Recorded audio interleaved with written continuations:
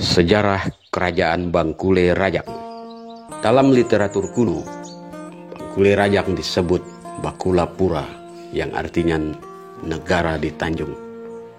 Menurut buku Nagara Kretagama karangan Empu Tantular, Bakulapura ditaklukkan Singasari pada masa Raja Kertanegara dan menjadi salah satu provinsi Singasari di luar Jawa.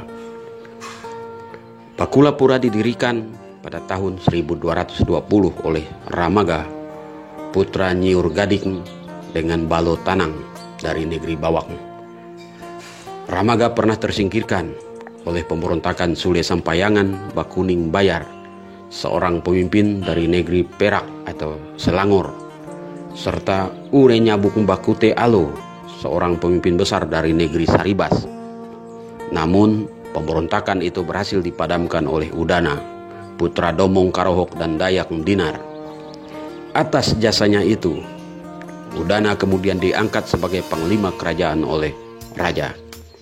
Wafatnya Nek Ramaga pada tahun 1290, ia digantikan oleh putranya yang bernama Batang. Ramaga kemudian dibuatkan pantak oleh Nek Ragen atas pengajaran dari Bujak Nyado, sepupunya dari negeri Bawak. Batang kemudian menjadi raja baru dengan gelar Patih, sebagaimana raja-raja di Majapahit. Ia berkuasa pada tahun 1290 sampai 1340 Masehi. Pada masa pemerintahannya, Bangkule Rajang mengalami era kejayaan.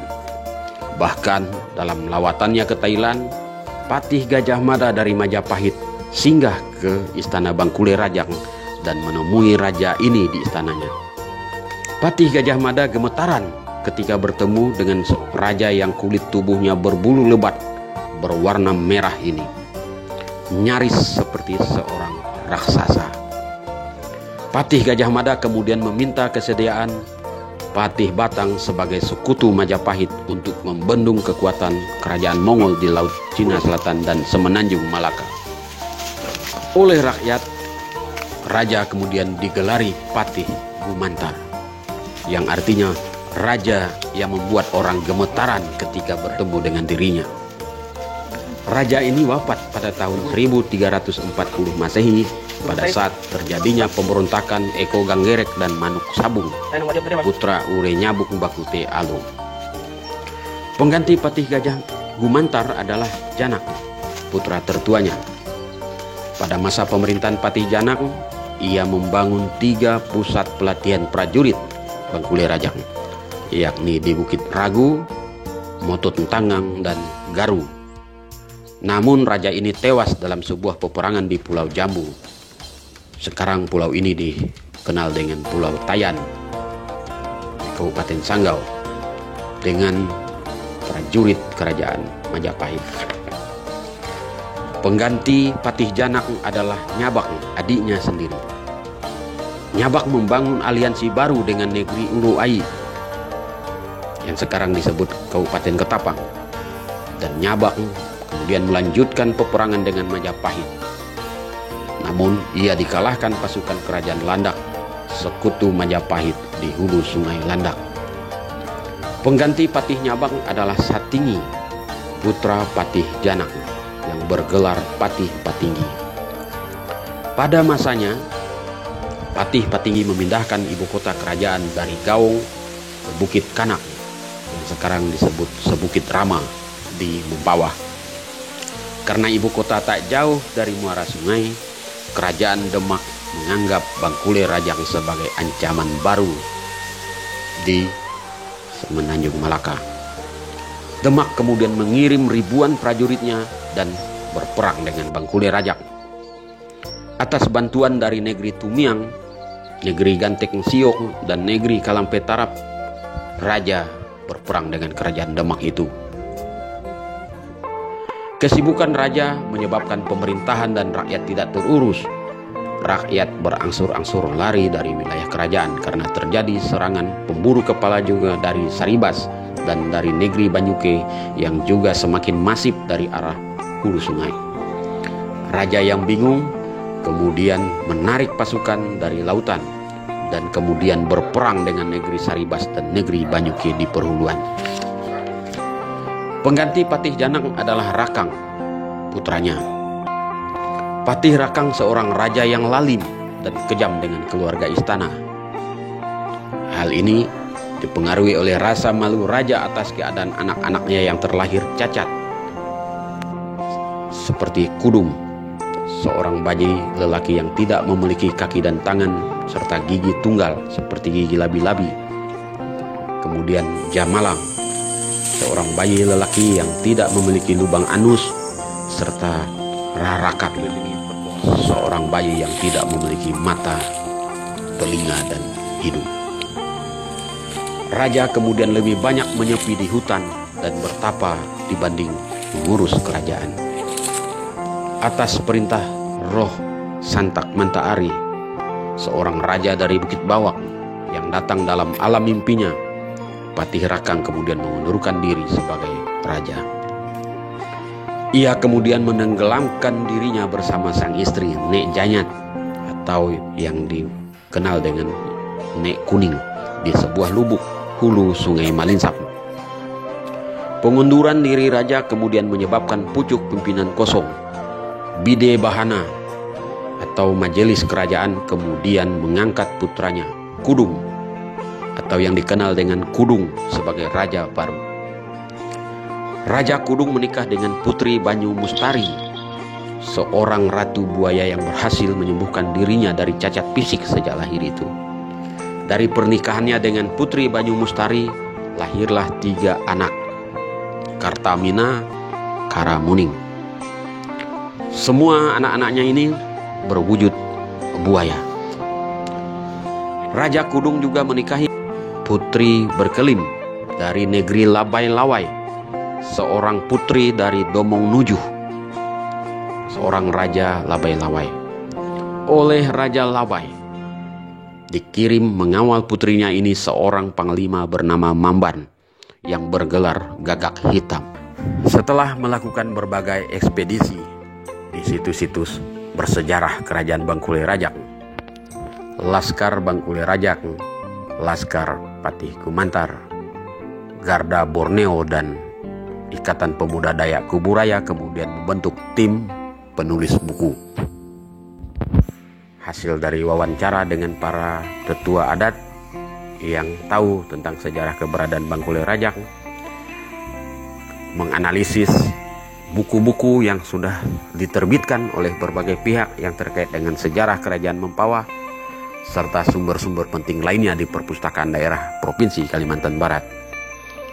Tim kemudian berhasil dan di-launching tepat pada pelaksanaan Pekan Gawai Dayak ke-33 tahun 2018 pada 24 Mei 2018 di Pontianak. Terima kasih atas kesempatan malam hari ini yang sangat luar biasa. Adil Katalino, Bacuramin Kak Saruga, Basengat Kak Jubata.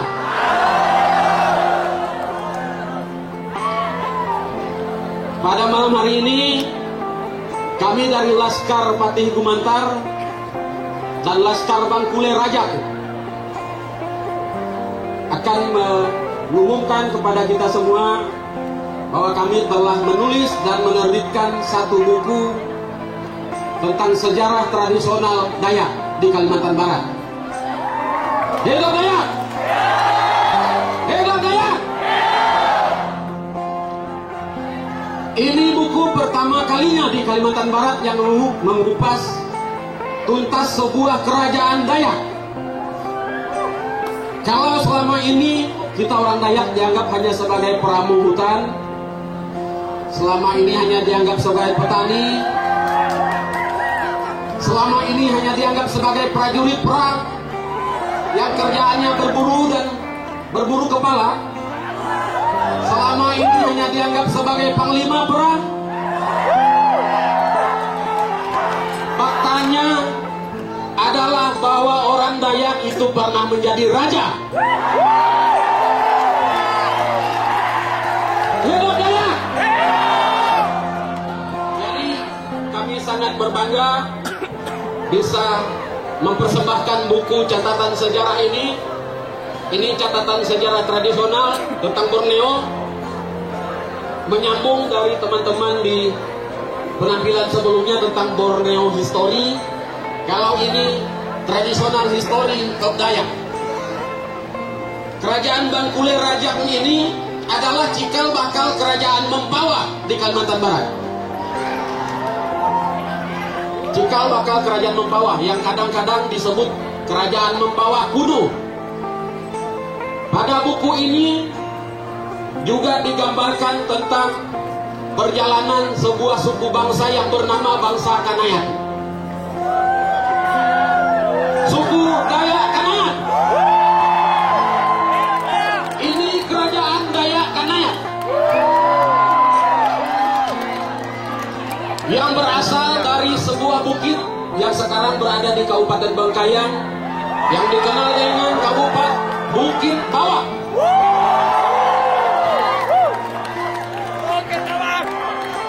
Semua situs raja-raja dan keluarganya, termasuk peninggalannya, termasuk pengaruhnya, ada di buku ini.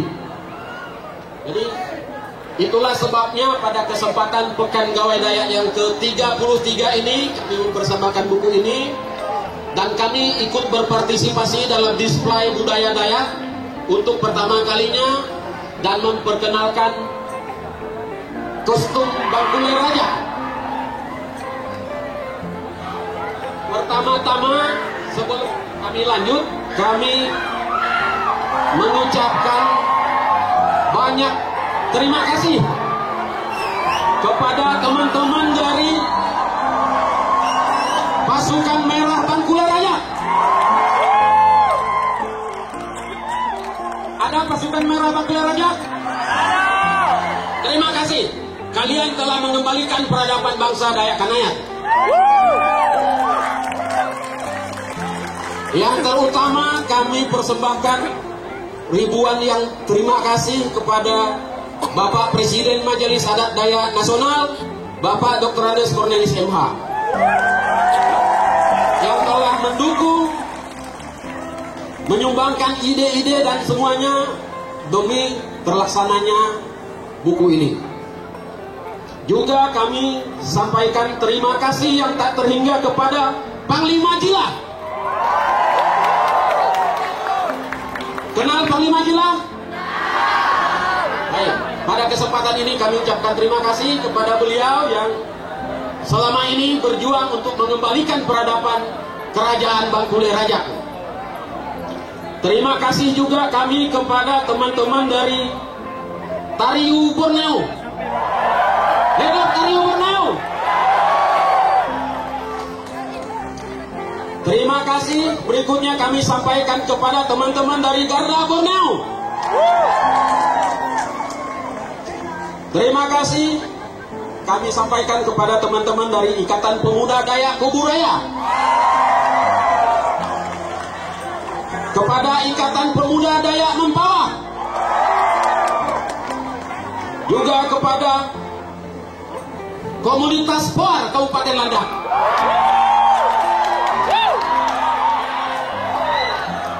Juga teman-teman dari Gerakan Aksi Nyata Kalimantan Barat. Dan terakhir kami ucapkan kepada teman-teman di Sekretariat Bersama Kesenian Daerah Kesenian Dayak Kalimantan Barat yang telah mensupport penerbitan buku ini. Buku ini berisi cukup banyak tentang sejarah Kerajaan Bangkule Rajak. Kalau selama Pekan Gawai Dayak yang ke-33 ini kawan-kawan pernah mendengar tentang Bangkule Rajak, baik ketika display budaya, atraksi-atraksi maupun penampilan-penampilan dalam berbagai perlombaan, maka cukup lengkap rasanya bagi teman-teman untuk mendapatkan buku ini. Di buku ini cukup lengkap, termasuk dari sisi pakaian dan atribut-atribut yang lain. Buku ini diterbitkan oleh 3 organisasi, teman-teman. Jadi ada Laskar Patih Gumantar, ada Laskar Bangkule Rajak, ada Ikatan Pemuda Dayak Kuburaya, dan yang terakhir kepada DPP Garda Borneo Kalimantan Barat.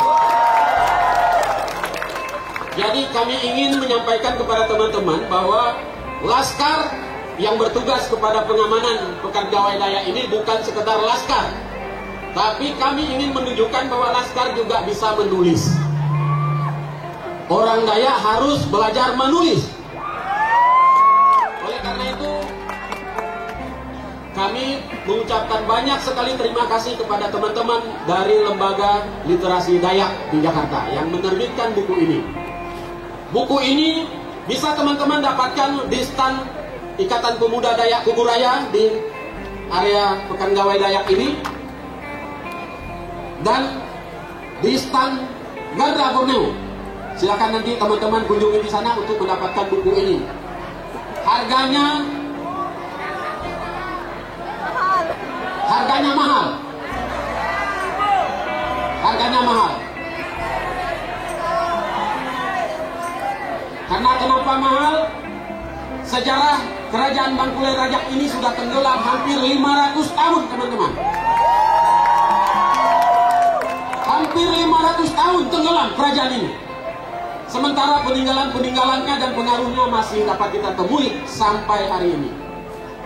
Oleh karena itu, kami patut berbangga pada malam hari ini bisa mempersembahkan buku ini, dan kepada teman-teman yang mendukung upaya-upaya dalam mengembangkan, dalam mengembalikan peradaban bangsa Dayak Kanayak di Kalimantan Barat. Baik, teman-teman, kami ingin menjelaskan tentang kain yang kami pakai. Bendera Bangkulai Rajak berwarna hitam, kuning, dan merah. Hitam melambangkan perjuangan untuk kehidupan yang lebih baik. Kita berjuang untuk hidup. Kuning melambangkan keagungan. Keagungan kepada Tuhan dan yang di atas. Sementara merah berarti keberanian. Kita harus berani untuk hidup dan menghormati kepada Tuhan Yang Maha Esa. Ini pengertian dari bendera Bangkulai Rajak yang kami pakai sekarang ini. Bendera ini, 3 warna ini kalau digunakan seperti yang kami gunakan sekarang, ini namanya sama umbuah, atau bahasa Indonesianya selendang. Sama umbuah namanya. Kalau kemudian disimpai seperti dipakaikan ikat kepala, itu namanya tangkulas. Nah, jadi ada pembagian-pembagian atribut seperti penggunaan kain merah misalnya untuk kegiatan apa, kain kuning untuk kegiatan apa, kain hitam untuk kegiatan apa. Jadi warna seperti warna kuning adalah bukan milik kelompok tertentu. Demikian juga merah, demikian juga yang hitam. Merah, kuning, hitam itu simbol Bangkulai Rajak.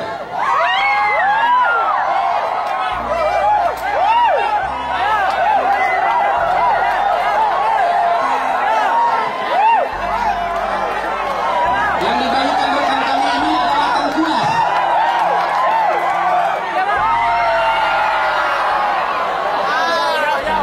Baik, jadi bagi teman-teman, rekan-rekan kami, kaum muda Dayak di Kalimantan Barat yang ingin mengetahui, yang ingin mendalami tentang sejarah nenek moyang, sejarah bahasa-bahasa, karena bahasa Dayak Kanayak itu bukan hanya bahasa Bahe.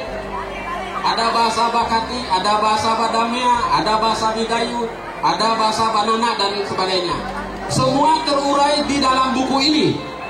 Jadi kalau teman-teman, rekan-rekan ingin mengetahui tentang sejarah bangsa Dayak Kanayak di Kalimantan Barat, teman-teman boleh memiliki buku ini. Demikian yang bisa kami sampaikan pada kesempatan yang berbahagia ini. Kami mengucapkan terima kasih kepada semua pihak yang telah mendukung sehingga buku ini bisa terbit. terutama kepada teman-teman dari Ikatan Pemuda Dayak Kuburaya yang sungguh luar biasa berjuang untuk menerbitkan buku ini. Kita sepakat bahwa kita tidak boleh melupakan sejarah. Sejarah adalah pengalaman hidup. Kita harus belajar dari sejarah. Karena sejarahlah kita ada di tempat ini. Sudah ribuan tahun orang Dayak di Kalimantan. Bekan Gawai Dayak baru 33 tahun usianya. Karena apa? Kita tidak belajar tentang sejarah. Oleh karena itu pada tahun ke-33 ini, mari kita mendorong. Kami akan sangat mengapresiasi bagi teman-teman kaum muda Dayak yang ingin menulis. Kita ada komunitas penulis Dayak yang siap mendampingi bagaimana menuliskan tentang sejarah lokal, sejarah kampungnya, lain sebagainya. Nah, yang terakhir sebelum kami undur diri dari panggung ini, ingin kami sampaikan bahwa kami sangat mengapresiasi apa yang disampaikan Kak Marcelina tadi. Ke depan komitmen kami bukan hanya sejarah tentang Kerajaan Bangkule Raja, bukan hanya tentang sejarah bangsa Dayak Kanayat. Kami akan meneruskan perjuangan ini untuk Dayak-Dayak hingga di Kapuas Hulu. Karena sejarah peradaban kita jangan sampai hilang. Ingat, apapun bentuknya semua bisa hilang kalau tidak dalam bentuk buku. Kenapa kita sekarang mengenal Nabi kita dalam agama modern, dalam agama kita masing-masing? Itu semua karena buku. Semua karena buku, dan sekarang kita sudah memulainya. Terima kasih. Selamat malam. Adil Katalino, Bacuramin Kasaruga, Basengat Kajubata. Terima kasih. Adil Katalino, Bacuramin Kasaruga, Basengat Kajubata. Adil Katalino, Bacuramin Kasaruga, Basengat Kajubata. Saya Marcelina Mardiani Surya Masuka, Sarjana Kehutanan selaku Bendahara Sekber Kesda Kalimantan Barat dan juga Wakil Ketua 3 Panitia Pekan Gawai Dayak ke-33 tahun 2018. Sangat mengucapkan terima kasih kepada Bapak Yohanes Supriyadi Laon yang mau mengangkat dan menulis sejarah Dayak yang sudah dilupakan dan yang sengaja dilupakan untuk memelintir tadi yang dikatakan Bapak Yosef Odilo Undo. Segelintir orang ingin menghilangkan identitas Dayak di tanah Borneo ini. Adil Katalino, Bacuramin Kasaruga, Basengat Kajubata.